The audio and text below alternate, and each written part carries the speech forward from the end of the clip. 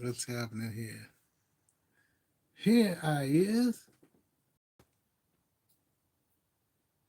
I can't believe it. I don't know what this thing is doing. But this is Robert A. Shams here, October 16th, 2025. Late in the evening, Cracker Barrel is still having problems. And I was reading this article from Eat This Not That, the story by Ferozen Mast, talked about 5 reasons why. I guess you can really narrow it down to 3, but 5 reasons why, after all that, some of the loyal customers don't have faith in Cracker Barrel anymore. They don't believe Cracker Barrel is what it used to be. And there's 5 good reasons, and I'll try to be quick about it. This is live. And the first reason is decline in food quality.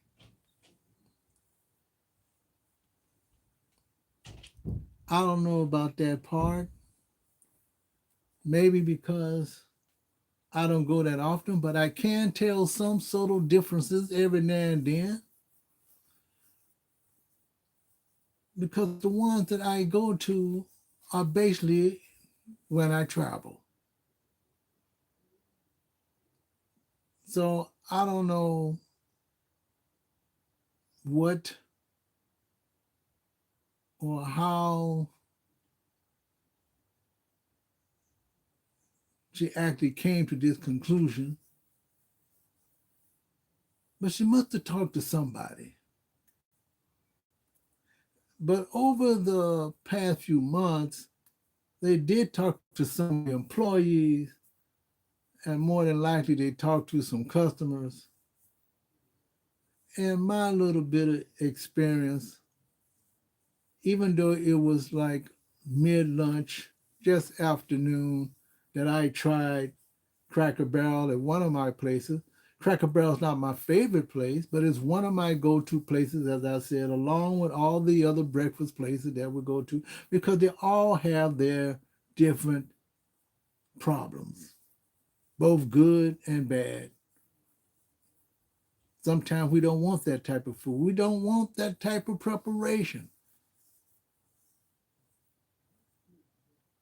But I did notice a little something, even though I went to the one in George Washington, St. George, Utah. That's one of the ones that I go to every time I go north in that direction. Another one I go to, ones in Las Vegas. I have been to the ones, I believe, in the San Bernardino area. But I've been to a few, and I've been to them over and over again, mostly the ones in Utah, particularly one, mostly for breakfast, but I do go there for lunch. But just like I said, this last lunch I had there just a couple of months ago, my last road trip. And so the declining service, I don't know yet, but I could have caught them at an off time. But I'm not gonna talk about that one. That was number one, I believe. Number two, putting oh, I think let me see, number two.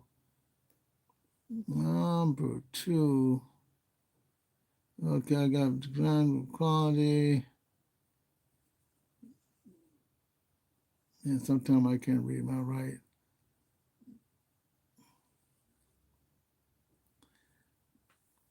Come on, number two. only thing I know is that one person talked about, I believe it was the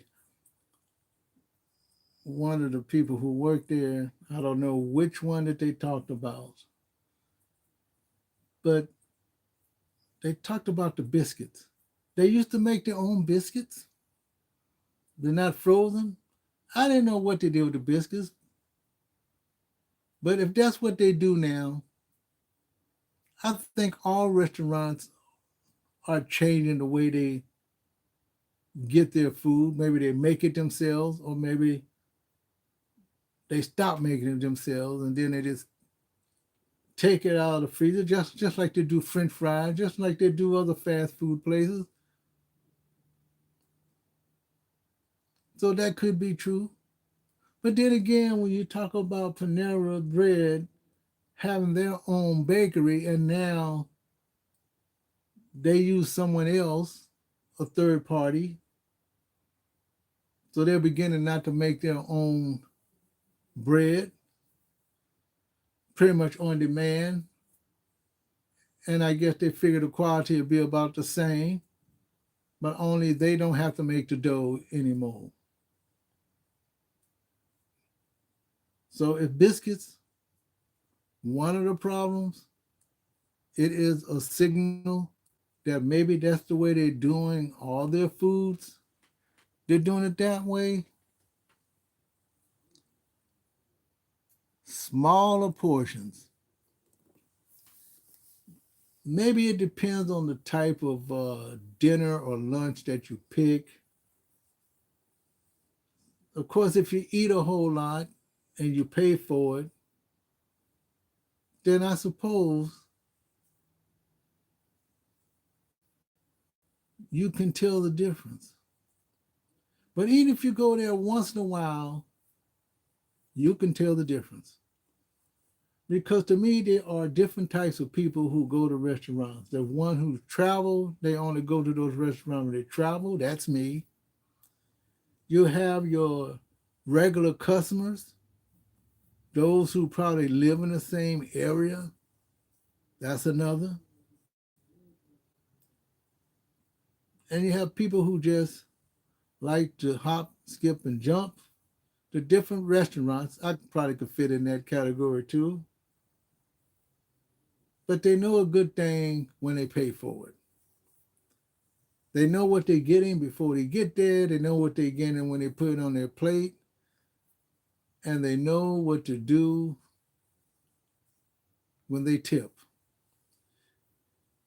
They can say the quality service all mixed in together, depends on how they smile, how they approach your table, how long does it take for them to get to you, even if you're not ready to order. How long does it take for them to get to you just to give you a glass of water? Or just to come to your table and say, would you like to order your drinks first? Even though you're not even ready for that. Is that the type of quality we're talking about? Maybe they have a slow day.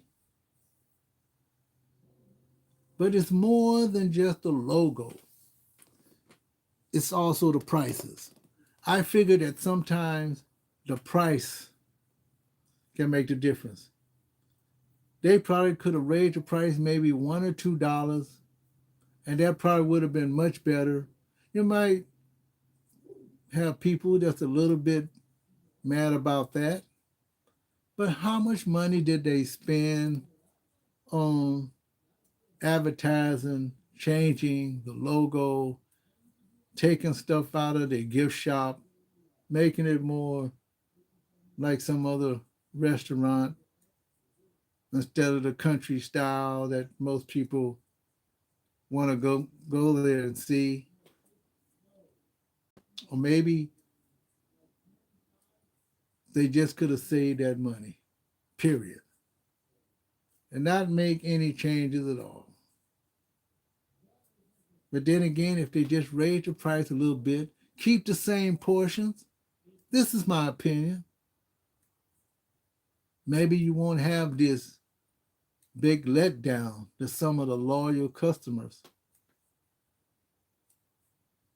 are seeking.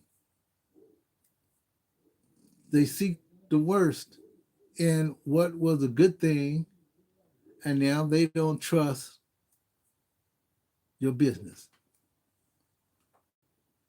They don't trust it. So if you're gonna put all that into it, bad service, you could put them all into. But I'm proud of them doing all five different things. Because to me, put them all together and make it what it wants to be in my eyes. However, number five is corporate complacency. Complacency. Corporate is being complacent. I don't know of any job where the higher ups are no more complacent than anywhere else. They either listen to their employees or they don't. Either they give them an incentive with ideas on a piece of paper, pass it in. Maybe they give them some sort of points, a check, an employee of the month who had a great idea. When the ideas are, it does not matter if the idea was always there and no one used it, but now all of a sudden 5 years later, someone else come up with the same idea, but now they use it. And how long did it take for them to want to do all these things, give small portions? Because bad service is based on what comes from the top sometimes. Sometimes it could be the type of food that they do prepare, and maybe the people who work there don't like the type of food they prepare because they're getting it thrown in their face by customers. Literally, I don't mean throw something in their face, but I mean literally, they look at them and they look at what's on their plate and they decide right then and there that this ain't good enough. This ain't good enough for me to pay for. But like I said, if you raise it up $1 or $2, keep the same portions, as some of them say is not enough portions, then maybe you won't have this same problem anymore. So they're cutting corners. That was one of them. They're cutting corners. You know, some of those things can show, just like you said, just like I said, they're cutting corners because, like I said, the biscuits. Maybe they do the same thing to the sausages. Maybe they don't sell certain sausages certain day. Maybe they don't sell the stuff that I like. Maybe they have chicken sausage and turkey sausage, but maybe they don't sell those things anymore. Maybe they don't have the type of juice that you want. But all those things rolled into one, to me, is what people see in totality. Bad service, not too many people working, they're handling too many tables. They're probably doing more things behind the scene, and that's why it takes too long for them to serve you. Or maybe they are cross checking with some other server because maybe that server didn't show up to work. Or maybe that server has to do two or three or four or five other different things. And so when you get there, you're taking their place. And that can stress out another coworker. another employer. So you can cut corners in service, and you can cut corners in the type of food you buy from whatever vendor you buy it from. But if you used to make it yourself and you're trying to save money, and the product that you thought was fresh is not fresh anymore, already made, frozen, then they just throw it in the microwave oven and serve it, and hopefully that it tastes right. So Cracker Barrel's having all these problems. I'm calling it post-traumatic. I was gonna say PTSD. Is that what it is? Post-traumatic syndrome? Post-traumatic in that they tried to change something. They were hoping all the customers would like it. They thought it would be something for the future, a future look for the company, only to lose some loyal customers because they're not quite satisfied, because you still did do some other things besides the logo that is internal, that is inside, which equates to service, quality, portions. I probably could see a little bit more. But the five things that I kind of muddled up here in my tiny bit of writing, the five things are probably the most important five things that we all look for whenever we go into any restaurant, no matter where it is. Is it fast? Is it slow? Did they cook my food the right temperature as they always did? Is there too much space on the plate? And that's what I noticed. Is there too much space on the plate? And what do I mean by that? Everything looks small. There's plenty of space in between to go around. This is Robin Deschamps. Just wanted to do a short video, 18 minutes long, counting. I'll see you, and we can talk about this again. Because there is another one coming up that we need to talk about. I want to do it in the morning. We'll see. Sorry I had to do this one late, because it was late enough for me to give it. Talk to you later. Have a great evening. For those who missed this, just treat it as any other video, even if it's live.